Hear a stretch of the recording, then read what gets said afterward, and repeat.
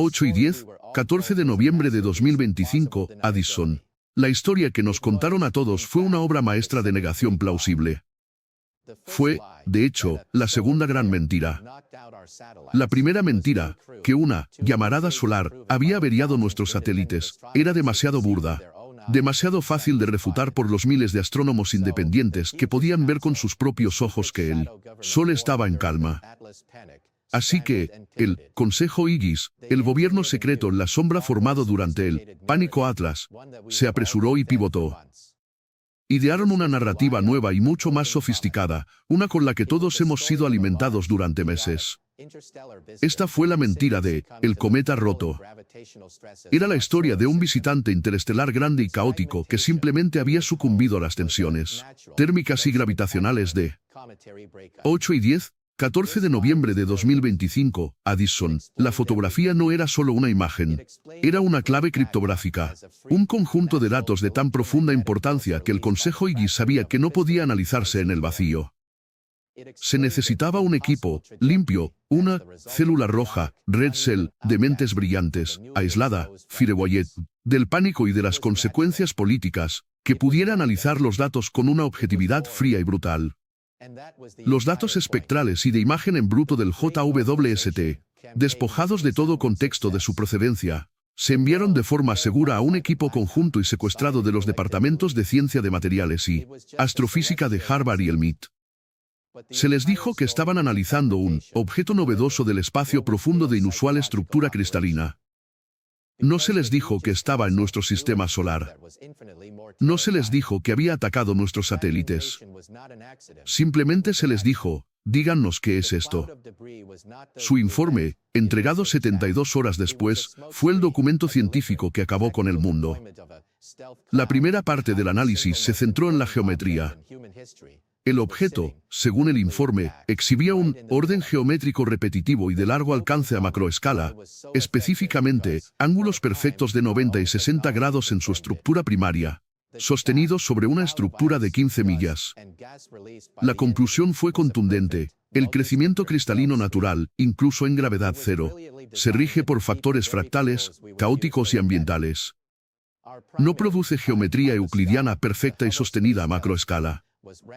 La probabilidad de que la estructura geométrica de este objeto sea una formación natural es estadísticamente indistinguible de cero. La segunda parte analizó el material. El casco, negro imposible, que absorbía toda la luz, fue identificado no como una roca, sino como una red de monocapa atómica de una sola capa, una forma de material 2D, como el grafeno, pero construido a partir de elementos superpesados, prohibidos. Era, concluyeron, una vela solar y escudo de sigilo fabricados perfectamente eficientes, todo en uno. La tercera parte analizó las luces. Las luces azules y frías no eran luces en absoluto. Los datos espectrales del JWST mostraron que eran emisiones coherentes basadas en puntos cuánticos, no una fuente térmica, caliente, sino una fuente informativa, fría. Los pulsos no eran aleatorios. Eran, concluyó el informe, una red de procesamiento de datos no trivial y de gran ancho de banda, operando en la superficie del objeto. El resumen final del equipo conjunto de Harvard/MIT, un equipo que no tenía idea del verdadero contexto, fue un único y devastador párrafo. El objeto designado, JWST-I-001, es, con un 99,999% de certeza, un constructo tecnológico fabricado de origen no humano, que exhibe propiedades de conversión activa de energía, procesamiento de datos y una integridad estructural que implica un propósito de viaje interestelar. La máquina era real. La ciencia era absoluta. El informe de Harvard/MIT era el ¿qué? El Consejo Iris ahora necesitaba el ¿por qué? El informe completo y sin censurar, junto con los datos del punto frío imposible, fue presentado a Michio Kaku y a un pequeño equipo de los mejores físicos teóricos del mundo.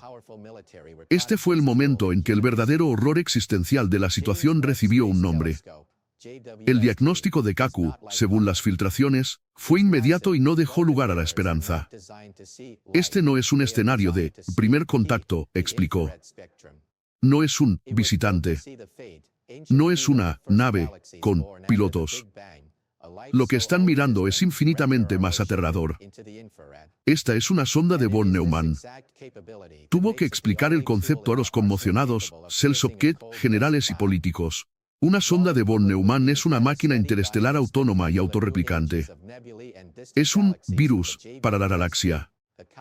Está diseñada para viajar de un sistema estelar al siguiente y, al llegar, su directiva principal es usar las materias primas de ese sistema, los asteroides, los cometas, los planetas mismos, para construir copias de sí misma. Es una forma de colonización automatizada, exponencial e imparable. Kaku luego conectó todos los puntos, uno por uno. El motor del punto frío. Ese era el sistema de reabastecimiento de la sonda, absorbiendo el viento solar y la energía de fondo de nuestro sistema para potenciar su ciclo de replicación. La pantalla de humo del cometa roto. Esa fue su fase de recolección de recursos. No se había roto, había cosechado deliberadamente el hielo y los minerales de su propia cáscara de cometa para usarlos como materias primas. La estructura artificial en sí. Eso, explicó Kaku, era la replicadora, la sonda madre, la fábrica. Kaku luego presentó los 3 horribles sabores, flavors, que una sonda de von Neumann podría adoptar. Era una sonda de reconocimiento, survey, diseñada simplemente para explorar y enviar datos a casa. Improbable, dado su sigilo agresivo y el ataque a nuestros satélites. Era una sonda de construcción, diseñada para terraformar un mundo o construir una megaestructura posible. O era la que todos temían, una sonda, Berserker. Una sonda de von Neumann diseñada con un único y paranoico propósito. Buscar cualquier sistema estelar que muestre la biofirma de vida inteligente emergente y esterilizarlo antes de que pueda convertirse en un competidor. Ustedes no han, concluyó Kaku, encontrado una nave. Han encontrado un virus que está a punto de replicarse. Y el primer paso lógico de cualquier berserker es eliminar la infección biológica local. Esos somos nosotros. El Consejo Igis se enfrentaba ahora a una crisis imposible. Estaban en posesión de una fotografía irrefutable, Smoking Gun, que probaba, más allá de toda duda, que una máquina alienígena, un potencial berserker, estaba en nuestro sistema, reabasteciéndose. El pánico Atlas, que había seguido al apagón de los satélites, no era nada comparado con la histeria global y existencial que estallaría si esta fotografía se publicara. La mentira del cometa roto estaba muerta. Se necesitaba una nueva mentira, una más sofisticada. Una mentira que pudiera incorporar los nuevos datos y neutralizarlos. Se tomó la decisión, publicarían la foto del JWST. Pero publicarían una versión corrupta. Las agencias de inteligencia del mundo, en una operación conjunta y secreta, se pusieron a trabajar. Tomaron la imagen prístina, de alta resolución y aterradoramente geométrica, y la degradaron. Distorsionaron, fuzed, los ángulos perfectos de 90 grados. Añadieron ruido de sensor y artefactos de rayos cósmicos para difuminar el casco metálico perfecto. Sobreexpusieron las frías luces azules informativas hasta que florecieron, Bloom, en un destello caótico de cristales de hielo de apariencia natural. El resultado fue una obra maestra del engaño. La NASA, como cara pública de la operación, publicó la imagen oficial del JWST. El comunicado de prensa fue una maravilla científica de verdades a medias. El JWST atraviesa el velo de 3/diagonal Atlas, decía el titular, revelando un impresionante núcleo cristalino. La explicación oficial fue que el núcleo no se había roto por completo, sino que era un único y masivo cristal de hielo, similar a un copo de nieve, un fenómeno natural raro, que estaba deslumbrando a los científicos. Pero el Consejo Igis, en su arrogancia, había subestimado el elemento humano. Un único analista de bajo nivel del equipo real del JWST, un halcón, Prometeo, que creía que la humanidad tenía derecho a saber la verdad de su propia extinción, cometió el mayor acto de traición de la historia. Copió el archivo maestro original, prístino, de alta resolución y 40 gigabytes, el que mostraba la máquina perfecta, negra y de 15 millas de ancho, y lo filtró. Lo subió a un refugio de datos, DataHaven, descentralizado e irrastreable. En una hora, el Pánico Atlas estalló en una guerra de información, Infobar global. El público ahora tenía dos fotos. La foto oficial, que era borrosa, hermosa y natural. Y la foto filtrada, que era nítida, geométrica y artificial. El mundo se dividió en dos, entre aquellos que creían la reconfortante mentira del gobierno y aquellos que veían la aterradora verdad en alta resolución. Mientras el mundo se desgarraba en una guerra civil digital sobre qué foto creer, el Consejo IGIS y el equipo del JWST se enfrentaban a una realidad nueva, mucho más inmediata y aterradora. La foto filtrada ya estaba desactualizada. La máquina ya no se escondía.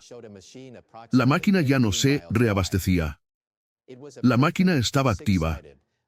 La foto filtrada había mostrado un objeto estático, similar a un copo de nieve. Pero el JWST, en su estado de micrófono abierto, HotMic, seguía observándolo. Y los datos térmicos y visuales en tiempo real ahora mostraban algo nuevo. El punto frío imposible destelló. Durante un periodo de 48 horas, el motor del sumidero de calor en el núcleo se invirtió. Los sensores térmicos del JWST se vieron abrumados cuando la entidad, por primera vez, ventiló una colosal columna de calor y partículas exóticas al vacío. Era el escape de una fragua, el calor residual de un proceso interno masivo que acababa de completarse. El ciclo de reabastecimiento había terminado. El ciclo de construcción había comenzado. Los generadores de imágenes de alta resolución del JWST, que seguían fijos en el objeto, lo confirmaron. El copo de nieve, que había estado estático durante meses, se estaba moviendo. Sus 6 largos y geométricos brazos fueron vistos en un movimiento lento, terrible y majestuoso, reconfigurándose. Se estaban plegando, cambiando y redesplegando, pasando de un estado pasivo de viaje y reabastecimiento a una nueva configuración activa. Las luces frías, azules e informativas, de su casco, que habían estado pulsando en un modo de espera, stand-by, constante y rítmico, ahora parpadeaban con una intensidad frenética, caótica y de alta velocidad. Toda la estructura de 15 millas estaba viva con un propósito nuevo y urgente. El equipo de Harvard/MIT, viendo estos nuevos datos en su búnker seguro, solo pudo llegar a una conclusión. Esta era la hipótesis de von Neumann, hecha manifiesta. La sonda estaba despierta. Había terminado de absorber energía y materia. Ahora estaba usando esa energía y materia para construir. Se estaba reconfigurando de una sonda a una fábrica. La única pregunta era, ¿qué estaba construyendo? ¿Estaba construyendo una copia de sí misma? ¿O estaba construyendo un arma? La reconfiguración de la máquina de 15 millas de ancho fue el evento más aterrador en la historia de la humanidad, pero seguía siendo un acto indiferente. La máquina se estaba despertando, pero todavía parecía, con todo su poder, estar completamente inconsciente, o al menos, despreocupada, por la diminuta y primitiva especie que la observaba desde 93 millones de millas de distancia. Todo eso cambió a las 7:52 UTC. El JWST estaba en medio de una secuencia de larga exposición, capturando el intrincado replegamiento de uno de los brazos primarios de la máquina. Y entonces, se detuvo. Todo. Las luces de datos parpadeantes en el casco se apagaron. Los brazos en reconfiguración se congelaron a mitad de movimiento. Comenzó un movimiento mecánico nuevo, lento e increíblemente preciso. Una estructura, en el centro mismo del eje del copo de nieve, una parte de la máquina que anteriormente había estado cerrada y sin nada destacable, comenzó a abrirse como un iris, como la apertura de una cámara o la pupila de un ojo. Este nuevo ojo circular tenía millas de ancho y estaba hecho del mismo material perfecto y negro imposible. Y entonces, con una velocidad que desafiaba toda ingeniería conocida, este ojo giró. Ya no apuntaba en su dirección de viaje. Ya no apuntaba a nuestro sol. En un único, silencioso y deliberado movimiento, se giró y apuntó directamente al punto de Lagrange L2, el lugar preciso, matemático y vacío en el espacio donde, sabía, se escondía el telescopio espacial James Webb. Nos había sentido. Había sentido la mirada enfocada y persistente de los sensores infrarrojos de nuestro telescopio, observándolo fijamente durante semanas. Sabía que estaba siendo observado. Y no lo aprobaba. Un único, delgado e increíblemente brillante rayo de luz ultravioleta coherente, un láser de inimaginable poder, salió disparado del centro del ojo. No fue una ráfaga o una explosión. Fue un escalpelo. Fue un disparo cegador. En la sala de control segura en Baltimore, todas las pantallas conectadas al generador de imágenes principal y a los sensores del JWST pasaron, en un solo instante catastrófico, a una pantalla negra de estática. El último ojo de Dios, de $10.000 millones que poseía la humanidad, estaba ahora muerto. La transmisión se había ido. La máquina acababa de, con despreciativa facilidad, sacarle el ojo que la estaba observando. La entidad estaba ahora completamente despierta. Estaba activa. Era hostil. Y nosotros estábamos, una vez más, completa y totalmente ciegos.